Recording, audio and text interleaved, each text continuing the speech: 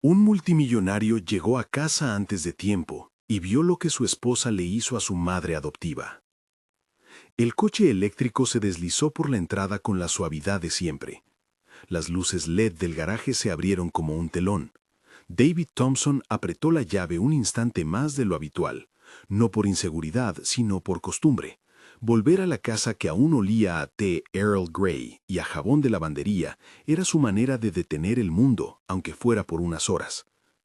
Había cerrado esa mañana una adquisición que cambiaría el mapa de su empresa, y por primera vez en meses pensó en volver sin anunciarlo.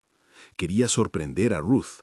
Quería que ella, que lo había criado entre escenas sencillas y cuentos al borde del radiador, supiera que algo de su hijo había ido bien.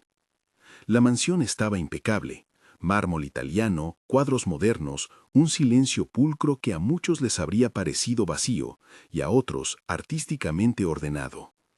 David dejó la chaqueta sobre el brazo y notó de inmediato algo fuera de lugar. La cocina, normalmente cálida por el olor del té recién hecho, estaba fría. La taza en la isla tenía restos marrones en el fondo. Una pequeña servilleta arrugada, doblada 3 veces, escondía una nota que no había llegado a su destinatario. En la encimera un delantal azul que no pertenecía a la casa, como si lo hubieran plantado allí a propósito. Fue la voz lo que lo detuvo. Era afilada, segura, calculada, la voz de Isabela. ¿Te crees graciosa, Ruth?, decía, y aunque las palabras no eran fuertes, el tono las arrastraba como astillas. No estás hecha para esto, no lo entiendes, eres una carga. David no recordaba haber entrado. Recordó sí que su corazón se contrajo como si una mano invisible lo estrangulase. Caminó en puntillas porque los mármoles registraban cada paso y se quedó detrás de la columna que separaba la cocina del comedor. Isabela estaba erguida, como una actriz en su papel. Ruth, con la espalda encorvada por los años y por un esfuerzo que no se veía, sostenía un cubo de fregar. El delantal en su regazo lo convertía en escena doméstica y en humillación. A sus 80 años, la mujer que había dado más de lo que había recibido, ahora llevaba un traje que le quitaba el nombre. Ruth levantó la mirada. Había en sus ojos la calma de quien sabía siempre qué es el deber, mezclada con una leve confusión que no era inherentemente suya, sino impuesta. David sintió vergüenza, no por lo que había hecho Isabela, eso ardía en su sangre, sino por no haberse dado cuenta antes. Isabela se acercó y sin rozarla, deslizó la taza de té hacia ella con una sonrisa helada y dijo: «Te dejamos esto por si alguien quiere verte en tu puesto», dijo con esa ligereza letal que usan quienes creen que el desprecio es arte. David respiró. Escuchó con una precisión que no le gustó, la forma en que las palabras de su esposa parecían orquestadas, apoyadas por gestos ensayados. La escena no era un arrebato aislado, era un acto medido, pensado para herir y para dejar constancia. La servilleta arrugada en la isla no era solo una nota, era un recorte de poder. Cuando la conversación terminó y los pasos se alejaron hacia las habitaciones de invitados, David no huyó ni confrontó. Se quedó donde estaba, sintiendo que la casa se inclinaba hacia la humillación de Ruth, como si el edificio tuviera un peso moral que no le correspondía. No podía permitir que ese peso se quedara impune. Esa noche, en el estudio acristalado que daba al jardín trasero, donde un pequeño huerto persistía a pesar del lujo, encendió las pantallas de seguridad. Lo que vio en las horas que siguieron no fue una sola escena, fue el patrón. 3 meses de imágenes ordenadas por fechas que empezaban con pequeñas negligencias y terminaban en una escalada clara de aislamiento. Hay cosas que las cámaras no capturan: el tono de la voz cuando se apaga la calefacción, el silencio que queda cuando cierras la puerta sin despedirte, pero sí capturaban manos que cambiaban las instrucciones de entrega de la correspondencia, capturaban a una asistenta entregando una carta sin que Wood la abriera, capturaban llamadas que se desviaban y visitas de médicos con bata blanca que se quedaban 2 minutos en el salón, hablaron con Isabela, firmaron papeles en una mesa y se marcharon. Había un dossier de coincidencias que no necesitaba más interpretación, platos que aparecían fríos en la cámara, la llave de la caja de la medicación sobre una mesa, la etiqueta de un sobre con el nombre de Ruth transferida a un escritorio donde alguien más ordenaba los mensajes. Lo que David encontró fue más que irritante, era una maquinaria, no una acción de crueldad espontánea, sino una operación sostenida con nombres, horarios, mensajes que se cruzaban en señal de complicidad. En la esquina de una pantalla apareció, como si hubiese decidido terminar lo que la humillación empezaba, una foto publicada en la red social de Isabela, Ruth sentada en el sofá con una sonrisa forzada y la leyenda de cortesía que exaltaba el buen trabajo de la familia al simplificar las cosas. David dejó de mirar. Sentía que su visión se había vuelto demasiado fina para soportar esa exhibición, pero la prueba, cruda y repetida, no le permitía cerrar los ojos. Ese mismo patrón repetido en distintas estancias, con distintos rostros que interactuaban con Ruth, siempre de forma distante, dejó claro algo terrible. Isabela no actuaba sola. Después de horas observando, David llamó sin prisa a James Walsh. James contestó en el tercer timbrazo, con la calma profesional que había aprendido en salas donde las palabras importan tanto como los silencios. Le dijo a David que viniera al despacho en media hora y que, sin aviso, trajera todo lo que tuviera, las grabaciones, los correos, cualquier prueba física. Sin hacer preguntas que no tuvieran sentido, James comenzó a trazar líneas en silencio. Cadena de custodia, testigos, colecta forense. David no era abogado, pero reconoció la música de quien sabe convertir el caos en argumento. Antes de que James llegara, David tuvo que enfrentar a Ruth. No quería hacerlo en la cocina donde había ocurrido la humillación. La encontró en el pequeño cuarto de costura que ella mantenía como santuario, una habitación de telas viejas, agujas y paciencia, mirando por la ventana al huerto que tanto le gustaba. Al verlo, la mujer dejó caer la aguja entre los pliegues del hilo, como si una decepción tuviera reflejos. «Has vuelto antes», dijo, y en la voz no había reproche sino la ternura de una madre que reconoce el cansancio en el hijo. «Pensé que estarías fuera hasta el fin de la semana». David se sentó.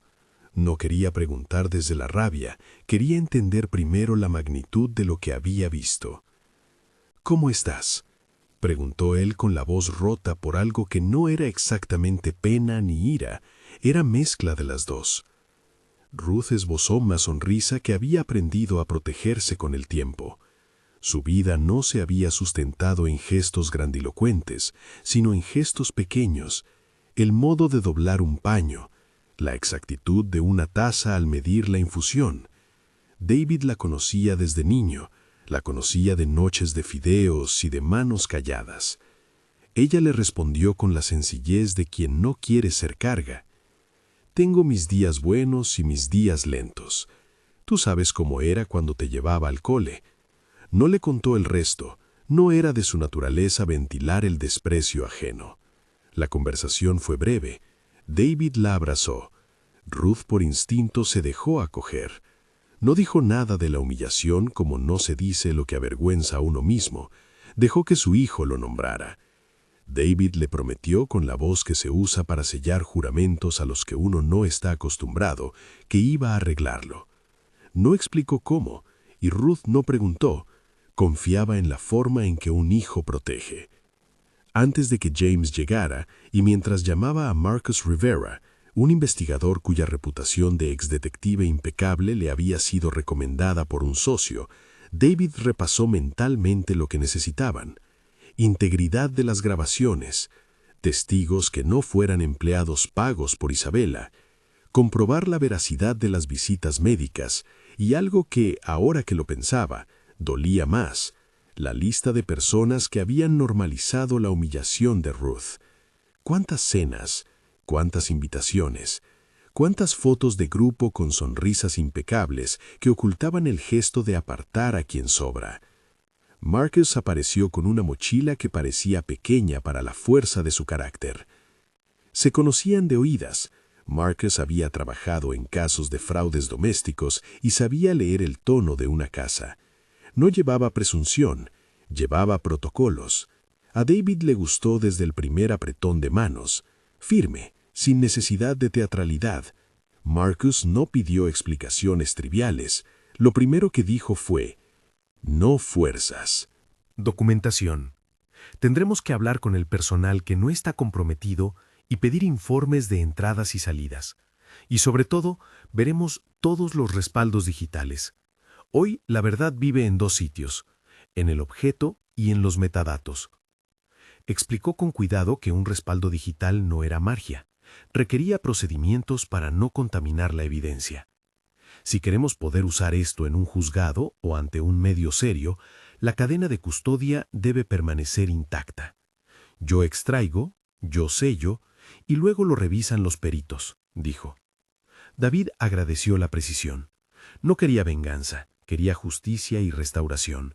Sabía que una angustia pública sin pruebas sería un desastre que acabaría por herir a Ruth otra vez. Cuando Marcus comenzó a trabajar, la mansión dejó de ser escenario y se convirtió en área de investigación. Empleados discretos fueron entrevistados en el salón, en la biblioteca, con la promesa de confidencialidad. Algunos con miedo, otros con el alivio callado de quienes no habían sabido qué hacer y ahora tenían permiso para decirlo. A través de sus voces se armó un mapa de decisiones. Pedidos de medidores de sedación para ancianos que no aparecían. La instrucción de registrar ciertos incidentes como episodios de confusión. Direcciones de emails cambiadas para que la correspondencia llegara a un buzón controlado por Isabela. Una doctora, asociada con Sonny Akers, que supuestamente había evaluado el estado cognitivo de Ruth y había recomendado un seguimiento que llevara a una valoración oficial. Marcus y James trabajaron como un mecanismo afinado. Los documentos que Marcus catalogaba iban a James, quien anotaba lo que necesitaba acreditar. El abogado insistía en que todo debía ser legítimo y demostrable, y que la exposición pública solo se contemplaría si no se corría el riesgo de convertir a Ruth en un centro de un circo mediático. David apoyó esa posición. La humillación pública no era la meta. La verdad, sí.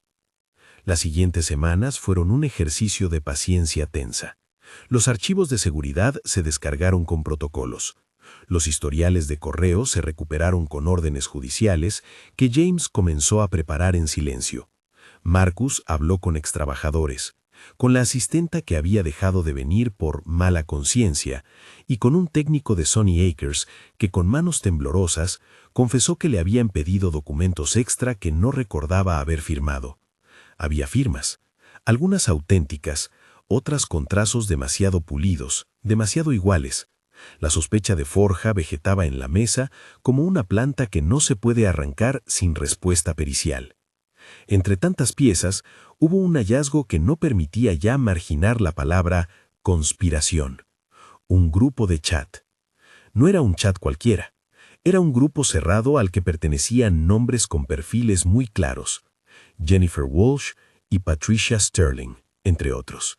Un grupo donde, según los mensajes, se hablaba de cómo simplificar la vida de ciertos adultos mayores que resultaban incómodos para la agenda social. En los intercambios no había gritos ni amenazas explícitas, había un lenguaje técnico y civilizado que enmascaraba intenciones, referencias a tutelas, a evaluaciones, a resultados que pueden arreglarse con una visita al médico de confianza. Las conversaciones estaban fechadas, con horas y coordenadas. Algunas, posterior vista, se correlacionaban con visitas de médicos y con el día en que una carta importante no había llegado. David leyó aquello como quien escucha el sonido de una cuerda tensarse hasta que el ruido revela quién la toca. No era solo Isabela arremetiendo, era una red social de privilegios que se servía de abogados, médicos y amistades para desplazar lo que molestaba. El hecho de que estas mujeres se reunieran en galas benéficas, que posaran para fotos y que tejieran una imagen de caridad, ahora aparecía como la doble faz de una práctica cuya violencia era silenciosa y efectiva. El descubrimiento del chat cambió el tono del caso. Ya no se trataba de limpiar una ofensa en casa, se trataba de desmontar un mecanismo social, y eso exigía estrategia. James insistió en que la palabra exponer debía ser usada con medida.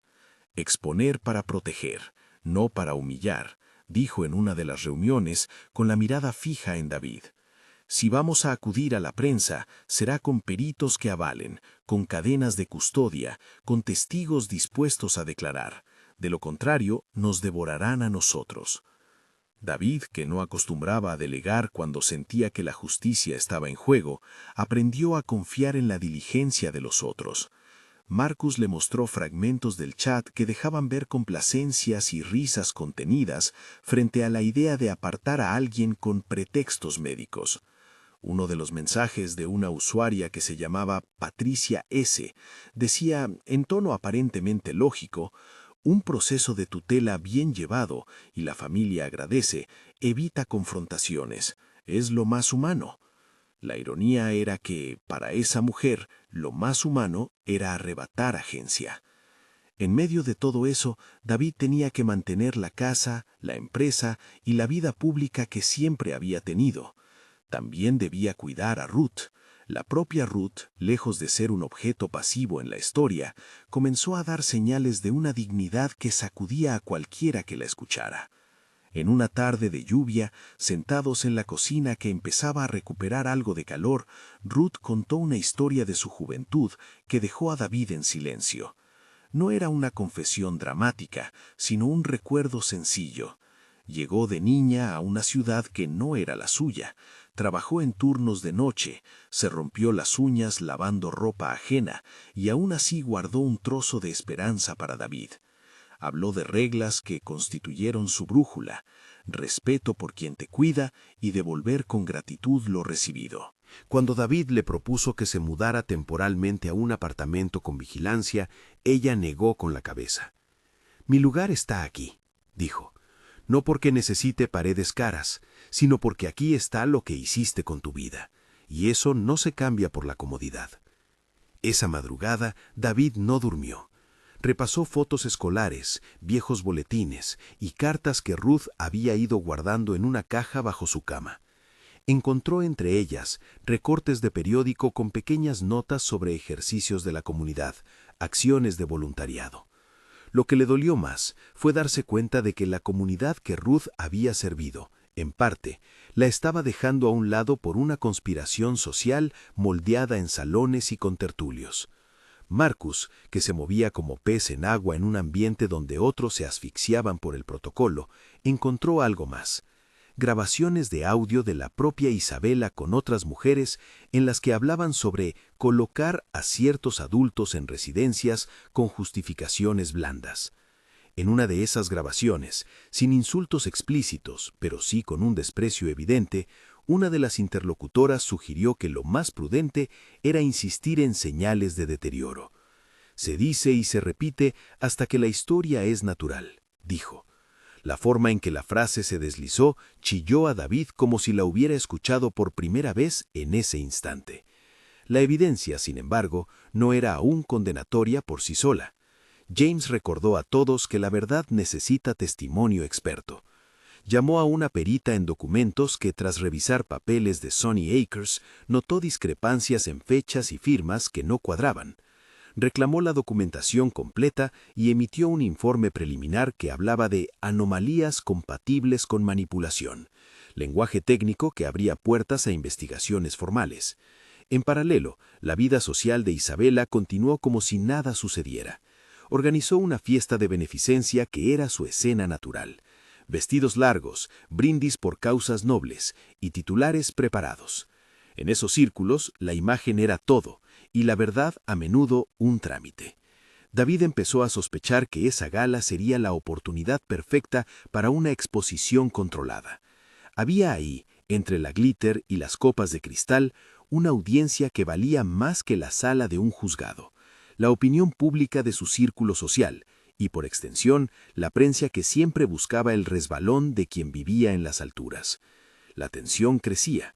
Hubo reuniones nocturnas en el despacho con Marcus y James, donde se esbozó una idea que sonaba a riesgo calculado: reunir la evidencia, asegurar peritos independientes, y cuando todo estuviera listo, activar canales legales y mediáticos a la vez.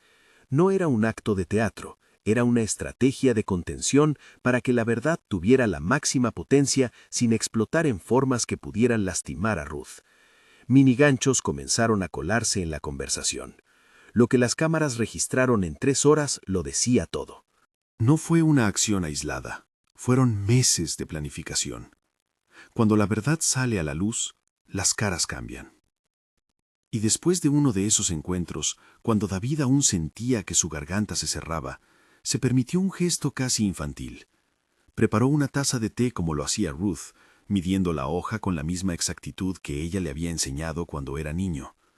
Se sentó en la isla de la cocina con la taza humeante entre las manos, como si eso pudiera sostener sus nervios.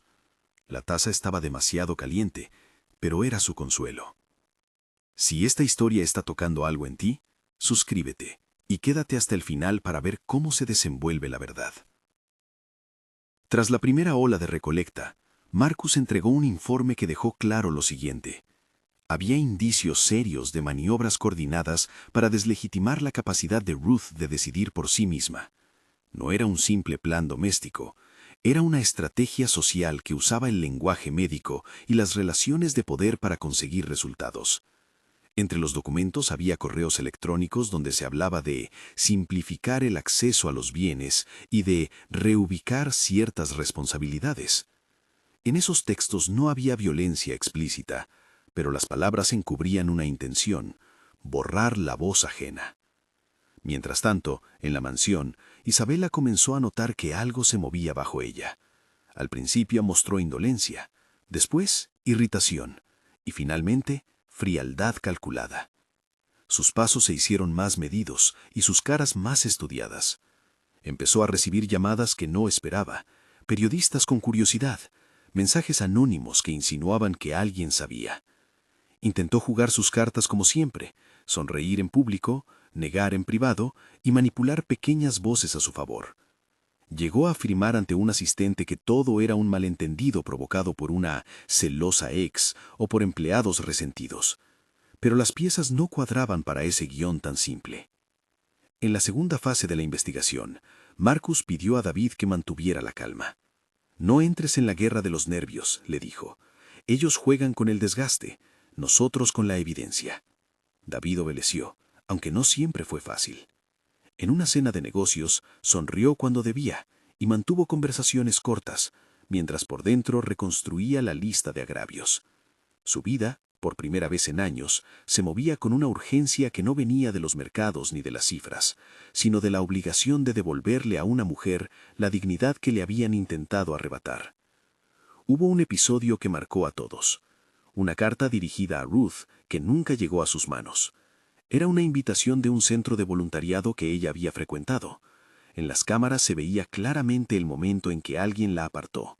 No fue un accidente, y la depositó en un cajón. Ese cajón se convirtió en símbolo. La correspondencia manipulada era el hilo que unía desde pequeñas omisiones hasta la planificación de un traslado que haría perder a Ruth su red de apoyo. Con el tiempo, la investigación permitió trazar una red de responsabilidades compartidas. No todo degeneraba en maldad pura. Parte de la maquinaria funcionaba gracias a la indiferencia, a la costumbre de no ver. Pero hubo también una línea de acción consciente. Reuniones en cafés elegantes, mensajes codificados, llamadas a médicos colaboradores. Isabela no aparecía sola, aparecía con un conjunto de estrategias que en su banalidad resultaban letales. Fue en una de esas noches, cuando la luna despejaba los setos del jardín y el ruido de la fuente marcaba un compás relajado, cuando David, Marcus y James coincidieron en que había que elevar la lucha a 2 frentes, judicial y mediático. James insistió en algo que resonó como una consigna: Si vamos a exponer, que el mundo vea pruebas que no se puedan discutir, no rumores, no filtraciones anónimas, documentos, peritajes, testigos, y que Ruth sea escuchada, no exhibida. Marcus añadió algo práctico. Necesitamos testigos que estén dispuestos a declarar con nombre y apellidos, personas que rompan el círculo de silencio. Y necesitamos un periodista de confianza que no venga a vender una historia sensacionalista, sino a contar una lección de integridad. Así fue como la idea de la gala de beneficencia empezó a dejar de ser solo un evento social y se transformó en una posibilidad estratégica. Isabela planeaba asistir y de hecho aspiraba a ser el rostro visible de la noche. Si la presentación de pruebas se ejecutaba con cuidado, la audiencia reunida, gente de influencia, medios y benefactores, podía convertirse en el escenario para una doble verificación, la de la verdad y la de la reacción social. Pero no estaban listos aún. Había que chequearlo todo, las cadenas de correos, los backups, los testigos que podrían temer represalias. Además, necesitaban un segundo peritaje que corroborara las anomalías en las firmas y los documentos de Sonny Akers. Cada paso debía cimentarse con cuidado. La estrategia, pensada en blanco y negro sobre el papel, exigía tonos grises y paciencia para ensamblarla sin que la pieza fuese descubierta prematuramente. David, en esas semanas, empezó a darse cuenta de cuántos gestos de cariño y de apoyo habrían detenido la operación si hubiera habido más ojos atentos. Pensó en la facilidad con la que la sociedad corrige por dentro, pero deja de hacer justicia cuando el daño se camufla con moños y discursos de caridad. Esa sensación lo empujó a ir más allá de su propio espacio. El objetivo no era solo limpiar el nombre de Ruth, sino enmendar una cultura que normaliza la eliminación de los que incomodan. En una reunión donde Marcus presentó un mapa de concordancias temporales entre los mensajes del chat y las visitas médicas, James puso la mano sobre la carpeta y dijo con calma: «Podemos hacerlo, lo haremos con cabeza fría, pero debemos anticipar la batería legal que vendrá de su lado». David sintió, por primera vez, el peso real de la batalla. No bastaba con tener razón, había que demostrarla con rigor. Las piezas se colocaban, la tensión subía. En la mansión, entre tazas de té y pruebas digitales, entre la paradoja de una casa que podía parecer perfecta desde fuera y en la que se consumaba un desprecio sistemático, David entendió que su verdadera fortuna no estaba en sus cuentas bancarias, sino en la capacidad de utilizar sus recursos para proteger a quien había sido su familia cuando él aún no sabía quién sería. La historia no estaba cerrada. El mapa de pruebas crecía en el escritorio y la noche se estiraba cargada de decisiones. Unas manos sostenían una carpeta, otras tecleaban solicitudes y otras llamaban a periodistas. Alguien apretó una taza. Alguien más miró a Ruth dormir con una calma que era al mismo tiempo vigilancia y amor. El plan empezaba a tomar forma, pero la acción decisiva aún no había ocurrido. Alguien en la ciudad, con agenda y brillo, se preparaba para brindar por la generosidad. Y detrás del brillo se acercaba la posibilidad de que la verdad se desplegara en público. La casa entera parecía aguantar la respiración, esperando el momento en que las caras cambiarían y las alianzas quedarían al descubierto. La noche de la gala llegó con la pompa que Isabela conocía tan bien. Un salón largo como un vestíbulo de museo, mesas redondas iluminadas por candelabros y un público entrenado para aplaudir rostros que encarnaban la filantropía. La alfombra, cuidadosamente colocada, brillaba bajo los zapatos. El servicio impecable. Isabela apareció envuelta en un vestido que parecía de otra época, una sonrisa pulida y el cabello recogido en un peinado que afirmaba estatus. Había practicado este gesto miles de veces: levantar la copa, hablar de causas, nombrar donativos, posar para las cámaras. Nadie en la sala sospechaba que esa misma boca, en mensajes privados, había conspirado para quitar voz a quien la había criado. David llegó esa noche con la sensación de cargar una responsabilidad que no era nueva, sí distinta. ahora pesaba la de un protector consciente. No buscaba humillar, quería que la verdad fuera incontrovertible, que la exposición sirviera para cerrar una grieta social y abrir una posibilidad de reparación. Marcus estaba junto a él, discreto, y James se movía con la calma de quien tiene todo colocado para un movimiento de ajedrez. Abogados listos, peritos en sus asientos, periodistas que habían aceptado cubrir la historia solo bajo la condición de datos verificables. En el backstage se respiraba tensión contenida. Un proyector gigante esperaba en sombra. Técnicos controlaban un servidor protegido donde se alojaban copias de los archivos peritados. Había extractos de chat, fotografías fechadas, registros de llamadas, informes periciales que detallaban irregularidades en firmas y correspondencia y un par de audios, no trucados según los expertos, donde voces conversaban sobre facilitar un proceso para ciertos adultos mayores. Todo estaba armado para contar una historia que no necesitaba dramatismo. La documentación hablaría por sí misma. Isabela subió al estrado como quien se dispone a consagrar su moral pública.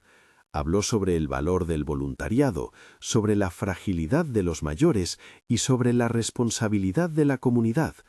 La sala la aclamó. David escuchó cada palabra como si fuera un cuchillo envuelto en terciopelo. Al terminar su discurso, hubo aplausos calurosos y los focos se dirigieron hacia la pantalla grande que en esos segundos proyectó la imagen nítida de la primera diapositiva, un mensaje de ese grupo cerrado, con fecha y hora, donde se discutía la conveniencia de simplificar ciertos asuntos familiares. La risa dentro del grupo de mesas se atenuó. Los discursos de caridad se toparon con la evidencia.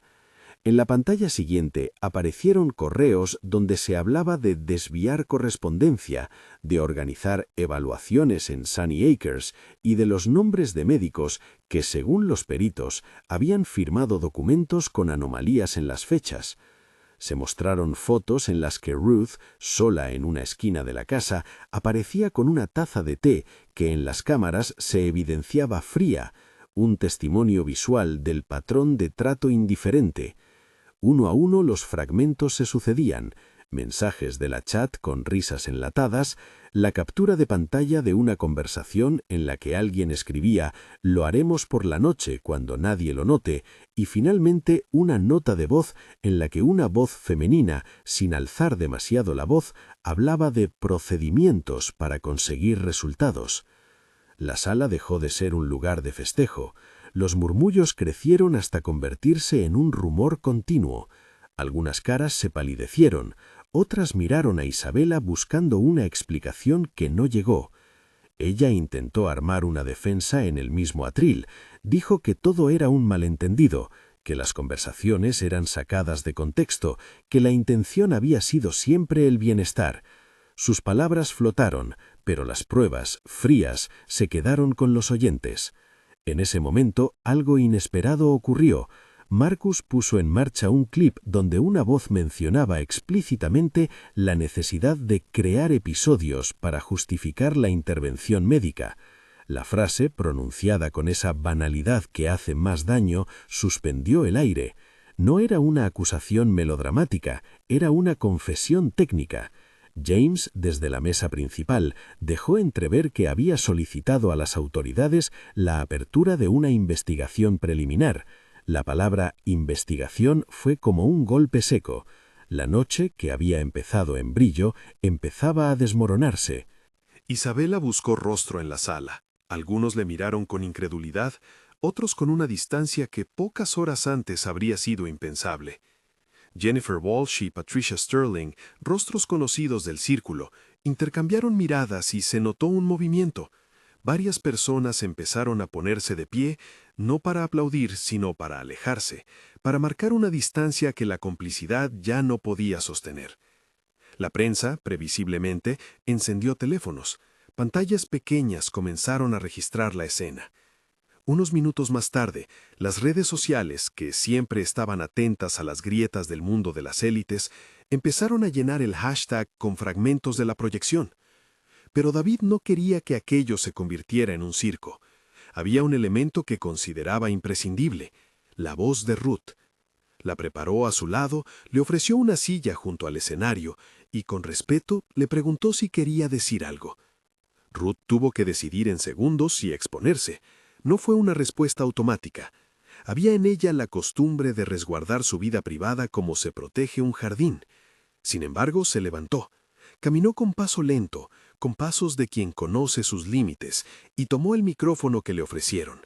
No pronunció acusaciones incendiarias ni levantó el tono. No necesitó hacerlo. Habló con la cadencia de quien cuenta algo que ha sido cotidiano, pero que debe ser visto para dejar de serlo.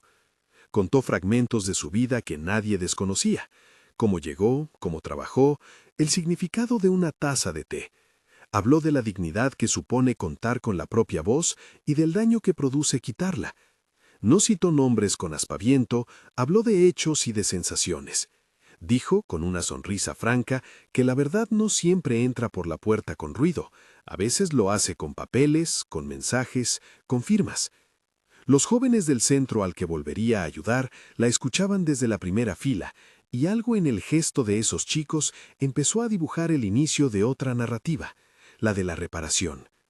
A continuación, James pidió que se mostraran algunos fragmentos de chat y reproducción de los audios, ahora con la presencia de peritos que corroboraban su autenticidad y su integridad.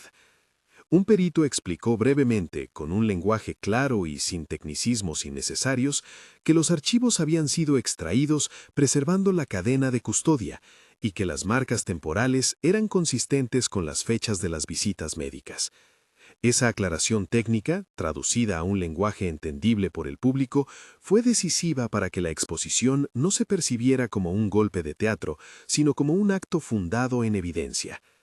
El efecto fue inmediato. Estaciones de noticias comenzaron a interrumpir sus emisiones con fragmentos de la gala. Twitters y aplicaciones se llenaron de imágenes y de testimonios. Los contactos de Isabela en juntas y patronatos recibieron llamadas preguntando por lo que habían visto. En pocas horas, varios patrocinadores pospusieron eventos asociados con su nombre y al menos una organización benéfica anunció que revisaría sus vínculos con la anfitriona. La prensa, que en cualquier otra circunstancia se habría contentado con un rumor, ahora tenía documentos y peritajes. Empezaron a salir notas acompañadas de reproducciones de los archivos mostrados en la gala. Isabela, que en privado había intentado minimizarlo, se dio cuenta de que la jugada se le había escapado de las manos. Intentó responder con abogados que difundieron comunicados hablando de acusaciones infundadas y de estrategias malintencionadas, pero la réplica fue débil frente a la evidencia y al clamor social. Algunos de sus aliados empezaron a distanciarse, preocupados por la propia reputación. En el plano legal, James ya había presentado la documentación necesaria para pedir la intervención de la Fiscalía y la revisión de cualquier procedimiento de tutela en trámite. No se trataba de perseguir a alguien, se trataba de abrir cauces que permitieran que la verdad fuera investigada con todas las garantías. En los días siguientes, las consecuencias sociales fueron rápidas y visibles: invitaciones retiradas, juntas directivas que evaluaban la permanencia de ciertos miembros y un divorcio, o al menos la intención de solicitarlo, que asomó como consecuencia natural de la ruptura del vínculo. No se prometió cárcel ni se proclamó sentencia mediática. Lo que sí se produjo fue una pérdida de legitimidad, que para alguien cuyo capital social era su moneda de intercambio, fue devastadora. Las autoridades anunciaron que examinarían las pruebas y que, si existían indicios de delito, habría diligencias. James insistió en el mensaje de siempre: la justicia no corre por redes, pero las redes sí pueden impulsar investigaciones cuando hay pruebas sólidas. Mientras la maquinaria social y legal hacía su trabajo, David centró sus esfuerzos en Ruth y en lo que vendría después. Sabía que la restauración no se lograba solo con retirar el poder de una persona. Necesitaba construir algo que devolviera a Ruth presencia en la comunidad. Decidió, entonces, invertir en un centro comunitario en el barrio donde Ruth había pasado años de voluntariado. Un espacio pensado para que la tecnología fuera herramienta de inclusión. No fue un gesto de exhibición, fue una decisión práctica. financiación, estructura, programas y sobre todo un lugar donde Ruth pudiera enseñar aquello que quisiera. Ruth aceptó colaborar con el centro, no por la ostentación del nombre que llevaría, Centro Williams, nombrado en honor a su historia y compromiso, sino porque vio en el proyecto la posibilidad de devolver a otros lo que a ella le habían dado. Empezó, tímidamente, a crear talleres de costura, y al poco encontró un interés genuino entre jóvenes que querían aprender a programar, a reparar ordenadores y a diseñar soluciones sencillas con lenguaje de código. David, impulsado por la idea de que la tecnología debía ser un puente y no un arma, contrató formadores y equipó el centro con equipos donados por su empresa. Hubo un momento, meses después, que simbolizó la reparación. En una sala con pizarras, Ruth, con la misma paciencia de siempre, enseñaba a un grupo de adolescentes a usar bloques de código para crear una aplicación sencilla. No enseñaba por obligación, enseñaba por gusto. Sus alumnos la miraban con admiración. Ella explicaba las cosas con esa mezcla de rigor y ternura que la había hecho entrañar a David desde niño. Cuando uno de los chicos lanzó su primera aplicación, Ruth aplaudió con las manos curtidas y sus ojos se iluminaron. Era una escena de restitución. La mujer que había sido apartada ahora volvía a construir comunidad. En lo legal, las investigaciones continuaron con la calma metódica de los procesos.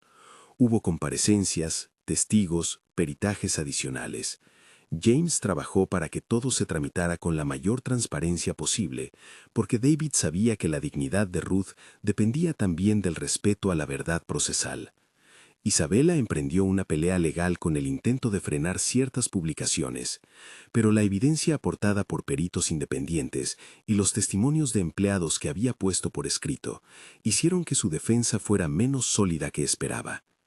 Algunas figuras del entorno se desvincularon públicamente.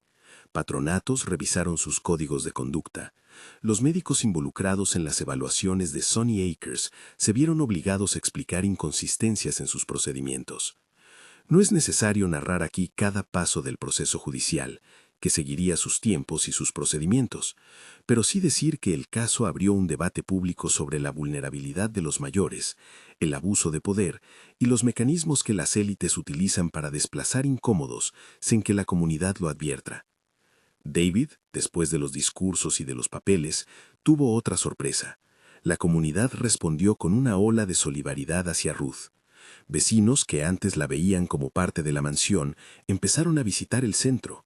Antiguos amigos de infancia de David se presentaron para dar clases. Pequeñas empresas del barrio donaron materiales. La restitución, entendió, tenía que ser colectiva. Hubo también quienes criticaron la forma de exponer. Dijeron que el público había convertido la humillación en espectáculo. David lo escuchó con humildad. James, siempre prudente, reiteró que la exposición había sido medida y necesaria, porque sin visibilidad la injusticia se perpetúa. Marcus, por su parte, continuó su trabajo, procurando no transformar el caso en una presa de sensacionalismo. Para ellos, la principal medida de éxito no era el escarnio de alguien, sino que Ruth recuperara agencia y el sistema fuera menos permisivo con abusos similares. En el centro, la transición de Ruth hacia las aulas tecnológicas fue un símbolo poderoso. La mujer que un día llevó el delantal, ahora enseñaba a jóvenes a programar. Ella misma aprendió las palabras técnicas, las repitió con curiosidad y con gusto. David, observando desde un rincón, pensó en la ironía de la vida. Había utilizado recursos que muchos considerarían frívolos para construir algo que no lo era. Aquella riqueza, reflejó, cobraba sentido cuando se orientaba a proteger al débil y a empoderarlo. Con el paso de los meses, la narrativa social alrededor del caso cambió. Dejó de ser solo la crónica de una caída y empezó a ser un ejemplo de cómo presentar pruebas, cómo preservar la dignidad de una víctima y cómo convertir la exposición en reparación. En foros y mesas redondas se discutió la necesidad de protocolos más estrictos en tutelas, la transparencia en las acciones de instituciones de cuidado y la formación de profesionales médicos para evitar complicidades éticas. El caso de Ruth, sin pretender ser paradigmático en todas las situaciones, abrió una conversación necesaria sobre límites y responsabilidad. Isabela, en soledad, Vio cómo sus redes se reducían. Algunas instituciones le retiraron cargos honoríficos, amigos se distanciaron, la vida que antes se sostenía en miradas ajenas se volvió más dura. No es mi lugar para dictar qué castigos le correspondieron. La historia siguió su curso en tribunales y en despachos. Lo relevante para el cierre de esta narración es ver cómo, al final, la fuerza se dirigió hacia la protección, no hacia la venganza. Un año después del primer descubrimiento, el Centro Williams celebró su primer aniversario. Fue una fiesta sencilla, con mesas al aire libre, tartas hechas por voluntarios y, sobre todo, voces jóvenes que compartían proyectos. Entre los asistentes estaban algunos de los antiguos empleados que habían declarado, periodistas que habían dado cobertura responsable y vecinos que desde el principio habían sostenido la idea de que la dignidad es innegociable.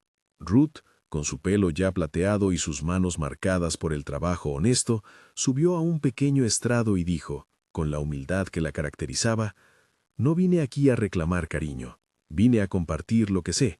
Si alguien ha pensado que mi voz no contaba, hoy se equivoca». Sus palabras no buscaban triunfo, buscaban continuidad, que otros siguieran siendo escuchados. David, observando, sintió la misma emoción que había sentido cuando cerró esa gran adquisición empresarial, pero distinta, la sensación de que algo, en un plano humano, se había ganado. Había aprendido que el poder no es neutro, es una herramienta moral que puede proteger o destruir. Decidió que su empresa, además de donar al centro, abriría un programa de becas para jóvenes de zonas vulnerables interesados en tecnología, y creó una fundación que trabajaría en conjunto con organizaciones que defendieran los derechos de mayores vulnerables. La historia, al terminar su ciclo visible, dejó varias lecciones. Que las jerarquías sociales a menudo esconden mecanismos de exclusión. Que la evidencia, cuando se presenta con integridad, puede desmontar redes de abuso. Y que la restauración pasa por devolver la voz y el lugar a quienes la usaron para construir lo que muchos disfrutan. Ruth no volvió a ocupar un rol que la definiera por la dependencia. Recuperó un espacio, enseñaba, despachaba proyectos y, sobre todo, decidió con quién convivir. David, por su parte, mantuvo la responsabilidad de usar sus recursos no para controlar, sino para sostener. En un jardín del centro, una tarde de otoño, Ruth enseñaba a un grupo cómo programar una historia en un lenguaje sencillo. Uno de los chicos le preguntó por qué lo hacía. Ella, sin dramatismos, respondió, «Porque me lo enseñaron cuando yo era joven y alguien creyó que yo merecía una oportunidad. Cuando alguien te da eso, se devuelve». Era una lección práctica y moral al mismo tiempo. Así se cerró el capítulo más oscuro de su casa, no con una venganza espectacular, sino con una reparación construida a base de pruebas, conversaciones públicas y, sobre todo, decisiones que priorizaron la dignidad. No todo se resolvió de forma perfecta. Los procesos siguieron su curso en la justicia y las heridas tardaron en cicatrizar. Pero quedó la sensación de que cuando el poder se usa para proteger, puede transformar la humillación en posibilidad. Si esta historia te ha conmovido y crees en la importancia de defender la dignidad de los más vulnerables, suscríbete al canal para escuchar más relatos que muestran cómo la verdad y la solidaridad pueden cambiar vidas.